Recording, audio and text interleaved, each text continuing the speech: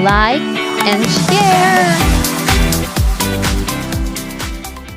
Day 69, mengidam coklat berhubungan dengan magnesium, gejalanya nyeri otot, gangguan tidur, dan tingkat kecemasan tinggi.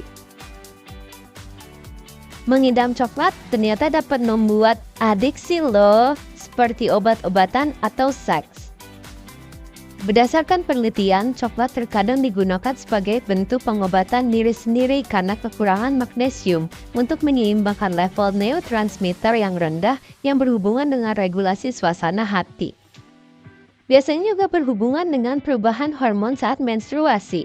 Namun teman saya Debbie yang menyukai coklat suka dengan coklatnya atau dengan rasa manis dari gula dan lemak susunya. Karena apabila kita semua mencoba rasa coklat murni yang asli, masih beranikah kita bilang saya pencinta coklat?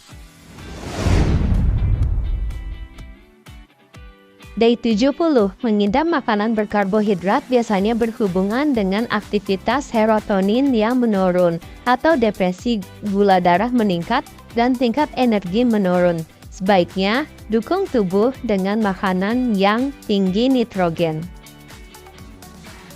Kebanyakan perempuan mengonsumsi makanan yang mengandung karbohidrat tinggi untuk memperbaiki suasana hati. Kenapa bisa? Karena karbohidrat meningkatkan produksi hormon bahagia seperti serotonin, dopamin, dan endorfin di otak kita. Mengidam meningkat biasanya setelah kita mengurangi konsumsi karbohidrat. Jadi kalau kita diet defisit kalori saat menstruasi, kita bisa depresi sama diri sendiri kalap akan karbo. Bagi yang berusaha mengubah diet untuk menurunkan berat badan, perhatikan sinyal ini ya, menstruasi mengubah hormon kita. Jadi bukan karena kita tidak kuat iman, tetapi kebutuhan tubuh kita yang tidak didengarkan. Yang pertama, minum air putih lebih banyak. Terkadang tubuh kita dehidrasi dan sinyalnya terlihat seperti lapar. Yang kedua, olahraga. Olahraga dapat meningkatkan hormon endorfin. Lalu yang ketiga, permainan mental. Coba makan satu buah jika sedang mengidam karbohidrat. Yang keempat, kurangi atau kelola stres. EFT, meditasi, dan latihan pernafasan. Yang kelima, hindari kelaparan. Coba makan setiap 3 jam dengan porsi kecil. Yang keenam, tingkatkan asupan protein. Selalu konsumsi karbohidrat dengan protein sehat. Yang ketujuh, rencanakan cheat day.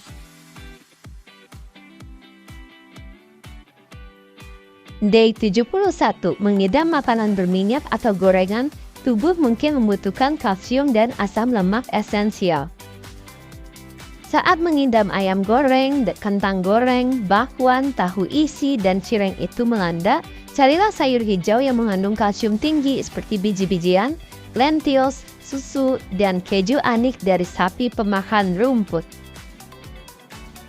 Kalsium sangat penting untuk perempuan menghindari penyakit tulang osteopenia, kuku yang rapuh, dan susah menela.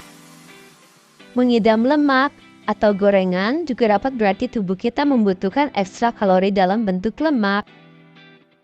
Perempuan itu manusia hormon, sehingga membutuhkan lemak esensial untuk menyeimbangkan hormon, terutama pada perempuan yang sering berolahraga, non-atlet, dan perempuan yang sedang program hamil.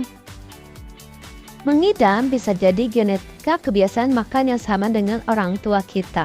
DNA kita akan menyimpan lemak saat kita stres atau diet defisit kalori. Air fryer atau pan fried mungkin bisa menjadi jalan keluar bagi yang masih sering mengidam gorengan, tapi mau mengurangi asupan minyak goreng dan selalu buat jurnal dan rencana makanan kita, terutama menjelang menstruasi. Day 72, mengidam susu sapi dan produk turunannya berhubungan dengan kekurangan L-tryptophan dan kolinnya menyebabkan kebutuhan untuk dicintai. Mengidam produk susu sapi sangat berhubungan dengan banyak kekurangan nutrisi karena sifat produk susu yang menimbulkan rasa nyaman setelah mengonsumsi. Hal ini dapat menyebabkan banyak anak perempuan terjebak untuk mengonsumsi produk tersebut dengan cukup tinggi dan mungkin meningkatkan risiko penyakit inflamasi kronis seperti alergi, intoleransi, masalah inflamasi kulit, jerawat, eksim, psoriasis. Pastikan produk susu organik dan dari sapi pemakan rumput untuk menghindari penyakit inflamasi kronis.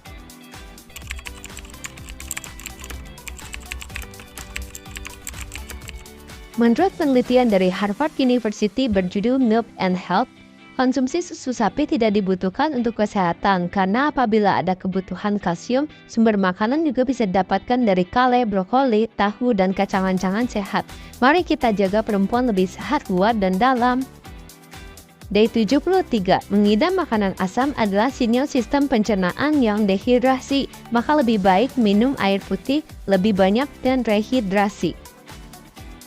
Mengidam lemon juga merupakan indikasi dari rendahnya asam lambung kita. Tahukah teman-teman, jika pH asam lambung itu asam sekali? Kalau tidak, bagaimana bisa menghancurkan makanan dan membunuh bakteri? pH 3-5 dikategorikan hipoklohidria. pH di bawah dari 3 itu adalah normal, jika di atas 5 tidak ada asam atau aklohidria. Hipoklohidria ini berhubungan dengan asma, alergi, anemia, autoimun, dan masalah kulit. Masalah pencernaan akan menyebabkan kekurangan penyerapan nutrisi, sehingga periksa tubuh sebelum minum obat. Tahukah kalau mengidam yang asam-asam juga berarti kita sedang frustasi, marah, cemas? Gejala kurang asam lambung, kembung, diare, mah, sakit perut, infeksi usus, lalu ada mual ketika minum suplemen, sendawa, buang angin, rambut rontok, kuku mudah patah. Makanan ini tidak tercerna sempurna. Recap. Mengidam coklat berhubungan dengan magnesium, gejala nyeri otot, gangguan tidur, dan tingkat kecemasan tinggi. Mengidam makanan berkarbohidrat biasanya berhubungan dengan aktivitas serotonin yang menurun atau depresi. Mengidam makanan berminyak atau gorengan tubuh mungkin membutuhkan kalsium dan asam lemak esensial. Mengidam susu sapi dan produk keturunan berhubungan dengan kekurangan L-tryptophan dan kolin. Mengidam makanan asam adalah sinyal sistem pencernaan yang dehidrasi, maka lebih baik minum air putih lebih banyak. Bagaimana mudah bukan teman sehat Debbie? Selamat mencoba micro habit pagi hari ala Debbie Jane Mary.